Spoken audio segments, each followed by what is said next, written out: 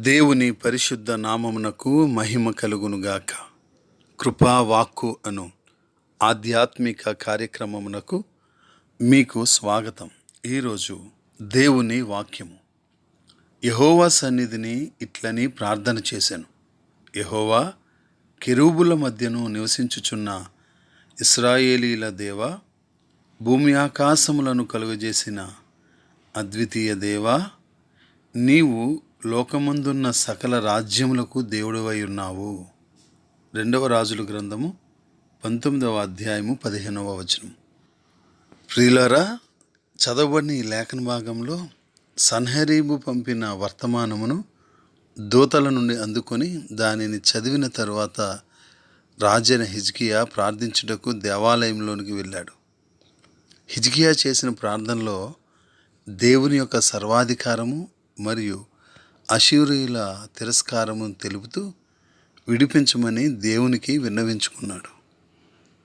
తెరచిన పత్రికను యెహోవా సింహాసనం ఎదుట పరిచి, హిజ్కియా ఆయనను, ఇశ్రాయేలీల దేవా, నిబంధన మందసము పైన కరుణాపీఠం మీద కెరూబుల మీద ఆసీనుడమైన వాడా అని సంబోధించాడు. అంతేకాదు, దేవుడు రాయి గాని మ్రాను గాని కాదు, సజీవుడు అని హిజ్కియా ఎరిగి ఉన్నాడు. దేవుడు సమస్త జనులకు ఆయనే దేవుడని, భూమి ఆకాశములను సృజించిన సర్వశక్తి సంపన్నుడని స్తుతించాడు. తన మనవులను ఆలకించి జరుగుచున్న దానిని దృష్టించి చూడమని హిజ్కియా దేవుని వేడుకున్నాడండి. ఆ తరువాత సన్హెరీబు చేసిన మాటలను నివేదించాడు. ఆయన విడిపించగలడు అని హిజ్కియా నమ్ముతున్నాడు. దీనినే విశ్వాస సహితమైన ప్రార్థన అంటారు. రాజు విన్నపములోని ముఖ్య ఉద్దేశము దేవుడు మహిమపరచబడాలి. రాజు మనుగడ ప్రధానము కాదు కానీ లోకమందున్న సమస్త జనులు యెహోవాయే అద్వితీయ దేవుడు అని తెలుసుకొనున్నట్లు ఈ కార్యము జరిగించమని హిజ్కియా ప్రార్థించాడు. లేఖనములలో పేర్కొనబడిన అత్యుత్తమమైన ప్రార్థనలో దేవుని మందిరంలో చేయబడిన ప్రార్థన హిజ్కియా చేసిన ప్రార్థన. ప్రియులారా, ఆ ప్రార్థన వ్యర్థం కాలేదు.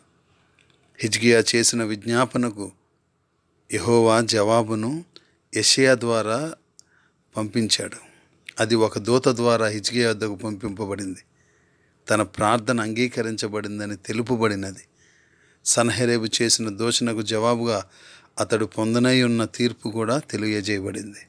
గనుక ప్రియులారా, దేవుని మందిరంలో దేవుని ఘనపరుస్తూ, దేవుని మహింపరుస్తూ ఆయన శక్తిని, సామర్థ్యాన్ని, బలాన్ని, ఔన్నత్యాన్ని మనం పొగుడుతూ మన సమస్యను ఆయన దగ్గర విన్నవించుకున్నప్పుడు ఖచ్చితంగా దేవుడు తన మందిరావరణలో నుండి మన మనవులను విని మనకు ప్రత్యుపకారాన్ని, ప్రతిఫలాన్ని అందజేస్తాడని గ్రహిద్దాం. వెళ్దాం, ఆయన మందిరానికి వెళ్ళి మన సమస్యలను విన్నవించుకుందాం. అట్టి కృప దేవుడు మనకు అనుగ్రహించును గాక. Amen. God bless you all.